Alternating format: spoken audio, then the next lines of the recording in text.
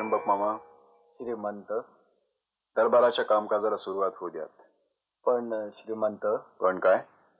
अद्याप दादासाहेबांची स्वारी आली नाही आणि सखाराम बापू ही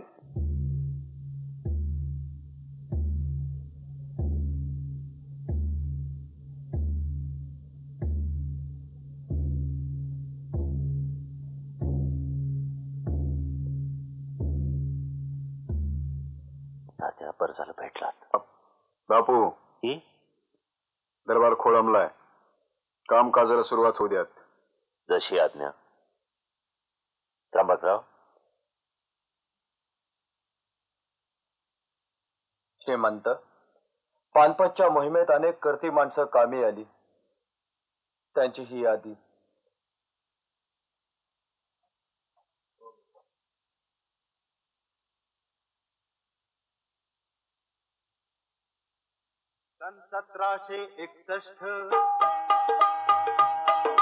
सन 1761 अति नष्ट वर्ष या देशाला.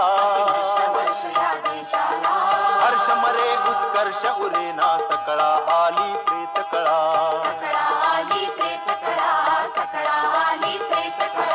कुठे बांगडी 1.5 लाख ती राख जाहली तरुणांची.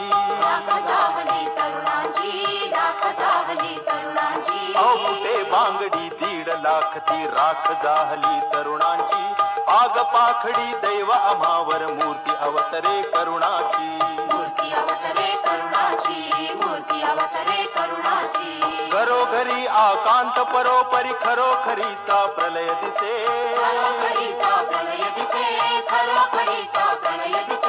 बरोबरी रक्ताचे अश्रू अबला गाळती शोक रसे.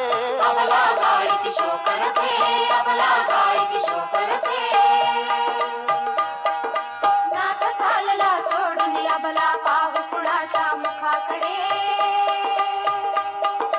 नाथ चालला सोडून अबला पाव कुणाच्या मुखाकडे. बाळा कैसा जाती लोटून दुःखाचे मजवर तिकडे. दुःखाचे मजवर तिकडे. दुःखाचे मजवर तिकडे. तिकडे तिकडे हंबरडे या परी परिस्थिती जन फिरता. तिकडे तिकडे हंबरडे या परी परिस्थिती जन फिरता. कुणीकडे ही तरुण दिसेना. कुणीकडे ही तरुण दिसेना. सेना सागर होयरिता. पुढे दरारा पडे पसारा राज्याचा बळघे तरजा. पुढे दरारा पडे पसारा राज्याचा बळघे तरजा. उघडे पडले मढे हत्तीचे कोल्हे त्यावर करती मजा. उघडे पडले मढे हत्तीचे कोल्हे त्यावर करती मजा. उघडे पडले मढे हत्तीचे कोल्हे त्यावर करती मजा. उघडे पडले मढे हत्तीचे कोल्हे त्यावर.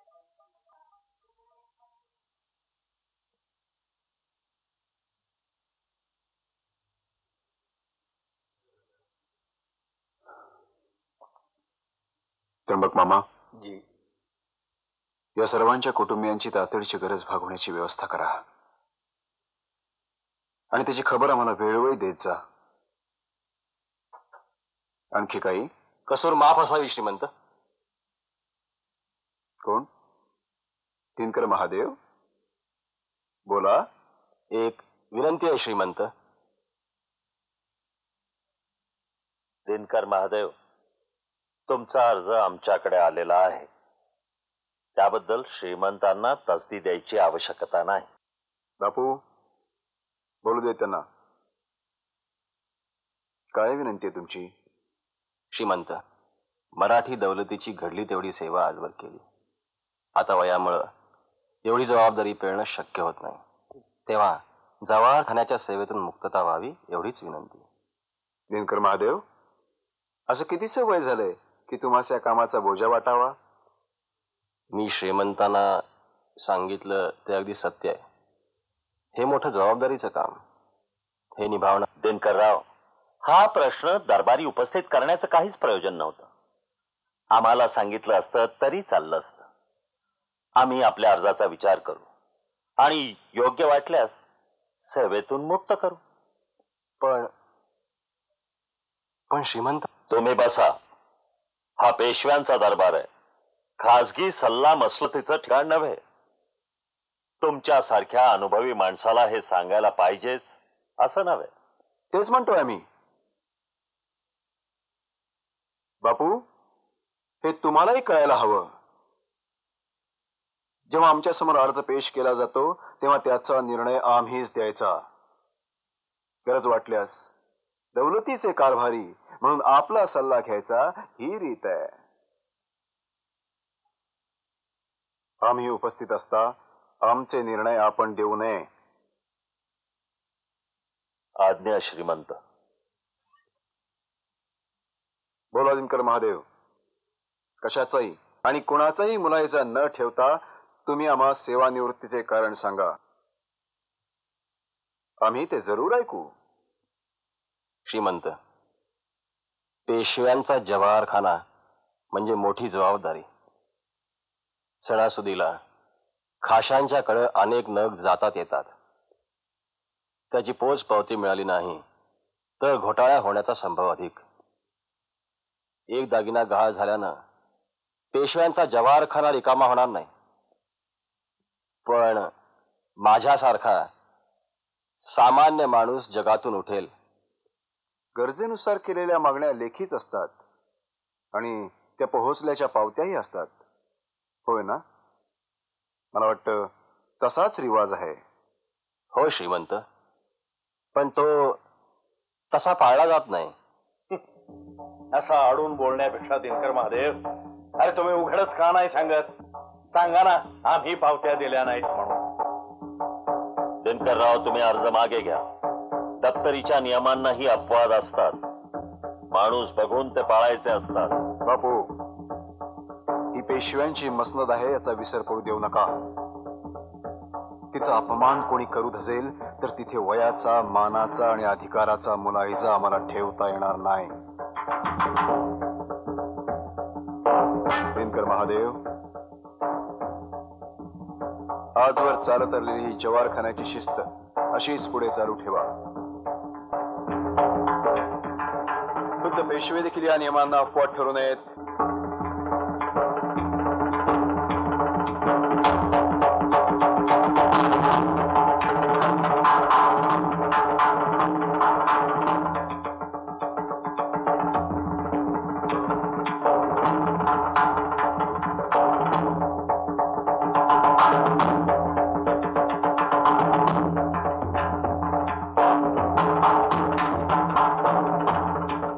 दादासाहेबांचं वागणं आज जरा चमत्कारिकच झालं नाही? पण माझ्यामुळं नाही, आपली काहीच चूक नाही. तुमचं काहीच चुकलं नाही. हो खरं तर हा प्रकार घडायलाच नको होता. हो, पण आता काय उपयोग? होईल ते होईल. चला.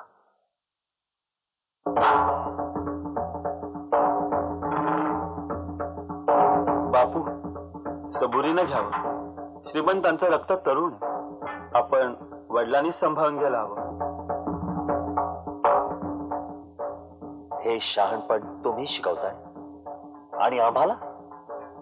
श्रीमंतांना दादासाहेब आणि आम्ही काय वाटेवरचे चोर वाटलो?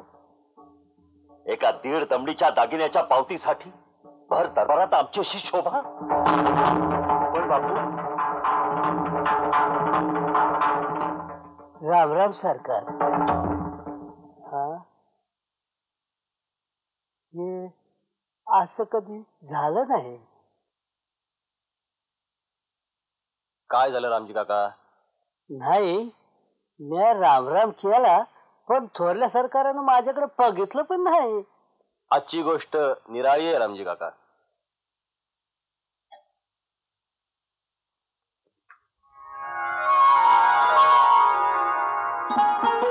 महिमा, अगं निरंजन कुठे आहे? हे काय पैसे आणलंय की?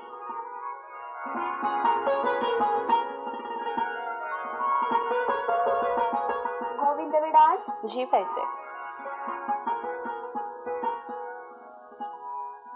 सोनबाई, ओवाळणीची तयारी झाली? हो झाली. माधव येईलच इतक्यात.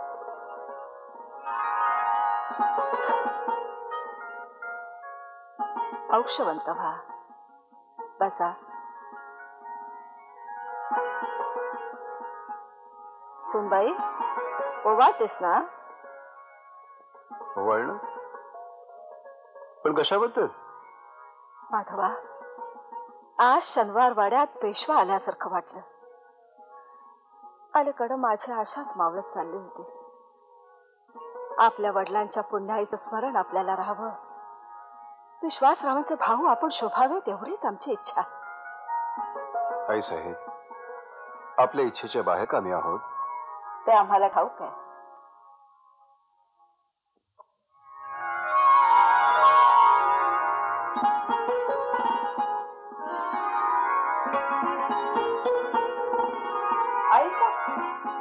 दादासाहेब महाराज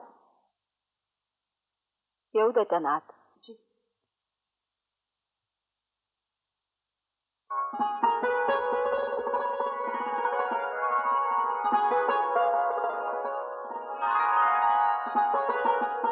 मोजराव वेणे साहेब. औक्षवंत व्हा, बसा.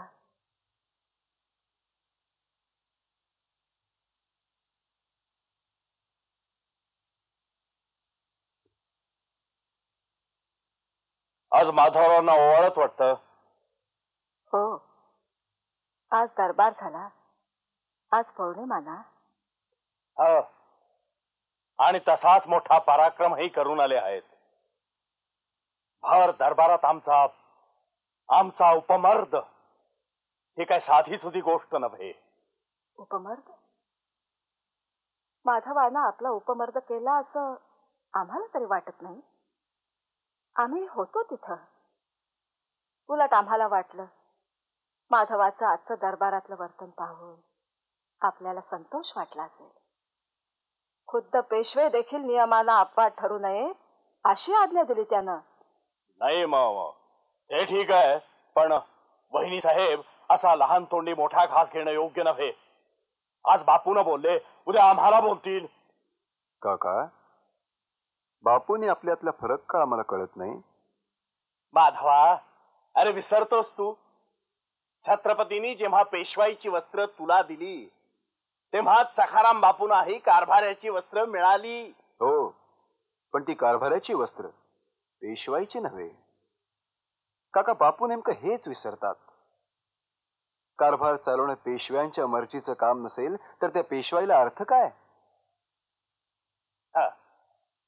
थोडक्यात आता आमच्या मताला किंमत उरली नाही असंच समजायचं ना आम्ही? काका, आपण आज्ञा करावी आणि आम्ही ती पाळावी याकरता आम्हास आनंद नाही. आम्ही बापूंची गुडघे टेकून माफी मागावी अशी का आपली आज्ञा आहे? गुडघे टेकून माफी? माधवा, माधवा, अरे असं कसं म्हणेन मी?